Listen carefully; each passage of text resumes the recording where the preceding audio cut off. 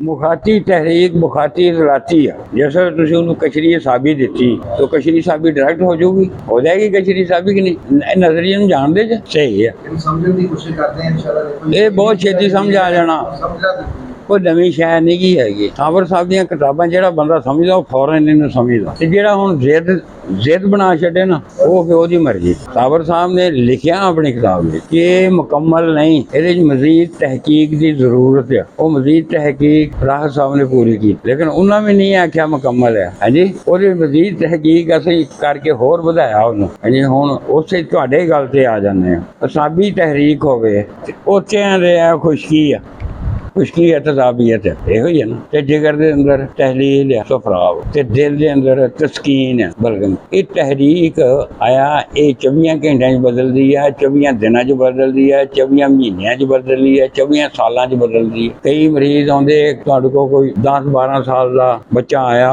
पहलों तुसीं वेख्या है कि साबी है, फिर वो 40-50 साल की उम्र दे विच आया, फिर भी साबी। हुण दिमाग दे जे तहरीक है, दिमाग दे जे तजाबियत है, दिमाग की खुराक की है, दिमाग की खुराक अलकली है ना, ग्लाइसरोफास्फेट। जी उन्होंने इन्ना चेर तजाबियत मिलती रही तो जिंदा किदां रहा? जिंदा नहीं रह सकता, उन्होंने तो खुराक ही नहीं मिली। अच्छा, नंबर 2 दिल दे विच की तस्कीन है, उसे बलगम ही बलगम है। दिल की खुराक की सी? तजाबियत। उन्होंने मिलती रही अलकली, जिंदा किदां रहा? दो पिंजरियां एक शेर पा दिता, एक बकरी पा। बकरी दे के गोश्त लियान के सिटी जाओ, नहीं खाएगी मर जाएगी। शेर दे के पट्ठे लियान के पाई जाओ, नहीं खाएगा मर जाएगा। ये भी दोवें शेर तो बकरी किदां अंदर साडे जिंदा रहा? सोचना चाहिए, बंदे नूं सोचना चाहिए। दिल ने तुहानूं की दस्सिया? दिल आंदा मेरे अंदर खुशकी वध गई या तरी वध गई है, ते दिल नूं जरूरत हैगी आ तजाबियत तरी दी नहीं।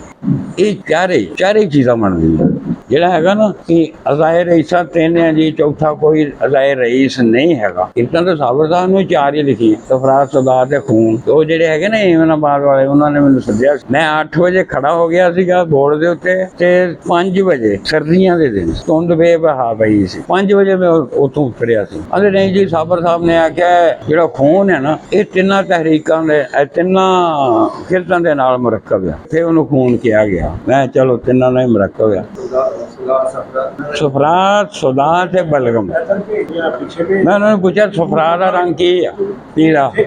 बलगम का सफेद, सौदा का काला। इन्हां 3 रंग लैके इन्हां नूं मिलाओ आपस में, केड़ा रंग बनू? कोई आखे पीला बनू, कोई आखे काला बनू। मैं कहा काले ते रंग कोई चढ़दा, काला ही बनना। खून लाल क्यों आ? खून बजारे खुद ला लिया ते क्यों ला लिया?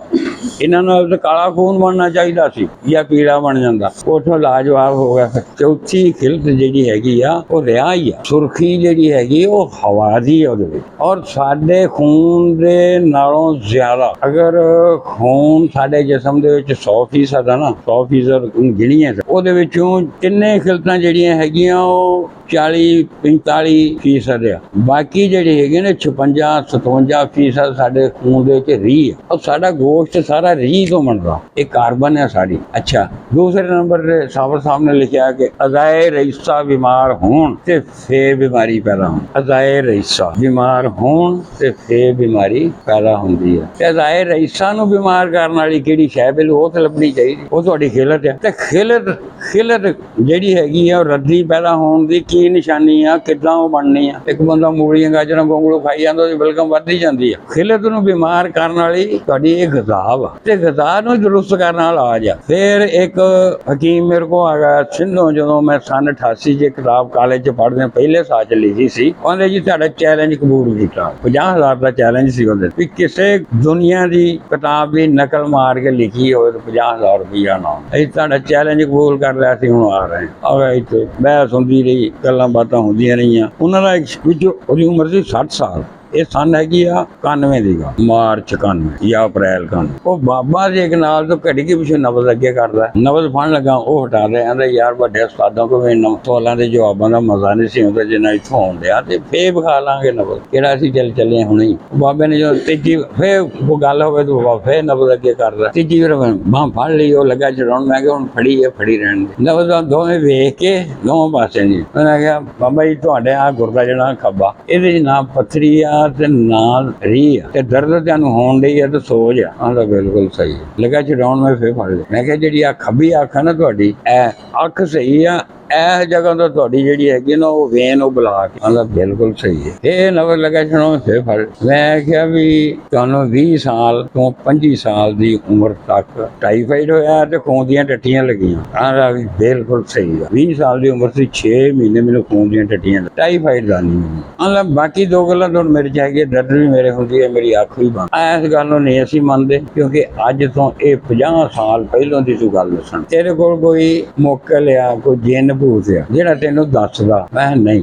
ਆਪਣੀ ਨਬਜ਼ ਵੇਖੋ। ਨਬਜ਼ ਵੇਖੀ। ਮੈਂ ਕਿਹਾ ਕਿਹੜੀ ਹੈ? ਗੋਦੀ ਜ਼ਲਾਤੀ। ਮੈਂ ਕਿਹਾ ਉਮਰ ਕਿੰਨੀ ਹੈ? 78 ਸਾਲ। ਮੈਂ ਕਿਹਾ ਕਿਹੜੀ ਹੋਣੀ ਚਾਹੀਦੀ ਹੈ? ਕਿ ਸਾਬੀ ਜ਼ਲਾਤੀ ਹੋਣੀ ਚਾਹੀਦੀ। ਮੈਂ ਕਿਹਾ ਕਿਉਂ ਨਹੀਂ ਹੋਈ? ਇਹ ਮੈਨੂੰ ਨਹੀਂ ਪਤਾ। ਮੈਂ ਕਿਹਾ ਇਸ ਵਾਸਤੇ ਨਹੀਂ ਹੋਈ ਵੀ ਟਾਈਫਾਈਡ ਜਿੱਥੇ ਜਿਸਮ ਨੂੰ ਬੰਨ੍ਹ ਦਿੰਦਾ ਨਾ ਉੱਥੇ ਹੀ ਰਹਿੰਦਾ, ਅੱਗੇ ਪਿੱਛੇ ਨਹੀਂ। ਸਾਰੇ ਮੁੰਡੇ ਜਿਹੜੇ ਬੈਠੇ ਸੀ ਉਹਨੂੰ ਸਾਰਿਆਂ ਨੂੰ ਉਠਾਈ ਨਬਜ਼।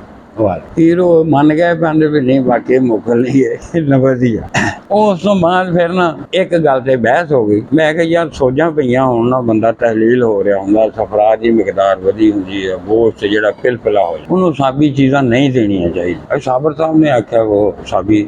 ਮੈਂ ਯਾਰ ਸਾਬਰ ਸਾਹਿਬ ਨੇ ਕਿਹਾ ਹੈ ਕਿ ਗੁੱਜੀ ਨੂੰ ਸਾਬੀ ਕਰੋ। ਉਹਨਾਂ ਨੂੰ ਕਿਹਾ ਜਿਹੜੇ ਨਵੇਂ ਆਉਣ ਵਾਲੇ ਬੰਦੇ ਜਿਨ੍ਹਾਂ ਨੂੰ ਅਜੇ ਸਮਝ ਨਹੀਂ ਸੀ ਕਿ ਉਹ ਕਰਨਗੇ ਤੇ ਉਹਨੂੰ ਫਾਇਦਾ ਨਾ ਹੋਊ ਤਾਂ ਅਗਲੀ ਤਹਿਰੀਕ ਚਲੇ ਜਾਣਗੇ, ਉਦੋਂ ਅਗਲੀ 'ਚ ਚਲੇ ਜਾਣਗੇ ਜਿੱਥੇ ਫਾਇਦਾ ਹੋਊ ਉਹਨਾਂ ਨੂੰ ਸਮਝ ਲੱਗ ਕਿ ਆਹ ਮੁੜ ਕੇ ਉਹ ਉੱਥੇ ਜਾਣਗੇ। ਮੈਂ ਕਿਹਾ ਸਾਨੂੰ ਸਾਰਿਆਂ ਨੂੰ ਨਹੀਂ ਹੁੰਨਿਆ। ਮੈਂ ਕਿਹਾ ਉਹਨਾਂ ਨੇ ਸਾਬੀ ਗੁੱਜੀ ਮਲੇਰੀਆ ਬੁਖਾਰ ਰੱਖ ਤੇ ਫਿਰ ਉਹਨਾਂ ਨੂੰ ਚਾਹੀਦਾ ਸੀ ਨਾ ਸਾਬੀ ਉਜ਼ਲਾਤੀ ਇਲਾਜ ਕਰਦੇ, ਉਹਨਾਂ ਨਹੀਂ ਕੀਤਾ। ਉਜ਼ਲਾਤੀ ਸਾਬੀ ਇਲਾਜ ਕਰਦੇ ਉਹਨਾਂ ਨਹੀਂ ਕੀਤਾ। ਉਜ਼ਲਾਤੀ ਗੁੱਜੀ ਇਲਾਜ ਕਰਦੇ ਉਹਨਾਂ ਨਹੀਂ ਕੀਤਾ। ਉਹਨਾਂ ਗੁੱਜੀ ਉਜ਼ਲਾਤੀ ਇਲਾਜ ਕਿਉਂ ਕੀਤਾ? ਇੰਨੀਆਂ ਤਹਿਰੀਕਾਂ ਕਿਉਂ ਛੱਡੀਆਂ ਉਹਨਾਂ ਨੇ? ਉਹਨਾਂ ਵਾਸਤੇ ਛੱਡੀਆਂ, ਉਹਨਾਂ ਨੂੰ ਦੱਸਿਆ ਵੀ ਜਿਨ੍ਹਾਂ ਨੂੰ ਅਕਲ ਹੈ ਉਹ ਆਪਣੇ ਟਿਕਾਣੇ ਪਹੁੰਚਣ। ਮਤਲਬ ਹੈ ਕਿ ਉਹਦੇ ਮਗਰ ਨਾ ਲੱਗੇ ਰਹਿਣ। ਅੱਛਾ, ਇੰਨੀਆਂ ਤਹਿਰੀਕਾਂ ਉਹਨਾਂ ਛੱਡੀਆਂ ਤਾਂ ਅਸੀਂ ਕਿਉਂ ਨਹੀਂ ਛੱਡ ਸਕਦੇ? ਹੈ ਕਿ ਉਜ਼ਲਾਤ ਤਹਿਲੀਲ ਹੋ ਰਿਹਾ ਹੈ। ਜਿਸ ਵੇਲੇ ਸਾਬੀ ਤਹਿਰੀਕ ਦਿੱਤੀ, ਅੱਗੇ ਹਰਾਰਤ ਨਾਲ ਤਹਿਲੀਲ ਹੋ ਗਿਆ, ਮੁੜ ਕੇ ਪਾਣੀ ਪਾਉਣਾ, ਉਹਨੇ ਫੇਰ ਮਜ਼ੀਦ ਉਹਨੂੰ ਨਰਮ ਤੇ ਢਿੱਲਾ ਕਰ ਦੇਣਾ, ਬੰਦਾ ਨਹੀਂ ਬਚ ਸਕਦਾ। ਨਾ ਮੰਨੇ ਚਲੇ ਗਿਆ। ਇਸ ਤਰ੍ਹਾਂ ਮਿਸਾਲ ਦਿੱਤੀ ਟੀਬੀ ਦੀ। ਟੀਬੀ ਆਂਦੇ ਉਜ਼ਲਾਤੀ ਸਾਬੀ ਆ। ਮੈਂ ਤੁਹਾਡੀ ਬੋਲੀ ਦੇ ਵਿੱਚ ਬੋਲਦਾ ਇਸ ਵਾਸਤੇ ਵੀ ਉਹਨਾਂ ਨੂੰ ਭਾਵੇਂ ਨਾ ਪਤਾ ਲੱਗੇ, ਤੁਹਾਨੂੰ ਸਮਝ ਲੱਗ ਜਾਏ। ਉਜ਼ਲਾਤੀ ਸਾਬੀ ਟੀਬੀ ਆ, ਉਜ਼ਲਾਤੀ ਗੁੱਜੀ ਇਲਾਜ ਸੀ ਵੀ ਉਹਦਾ। ਗੁੱਜੀ ਉਜ਼ਲਾਤੀ ਨਹੀਂ ਕੀਤਾ, ਗੁੱਜੀ ਸਾਬੀ ਨਹੀਂ ਕੀਤਾ ਗੁੱਜੀ ਸਾਬੀ ਗੁੱਜੀ ਜਾ ਕੀਤਾ। ਕਿਉਂ ਇੰਨੀਆਂ ਤਹਿਰੀਕਾਂ ਛੱਡ ਕੇ ਕੀਤਾ?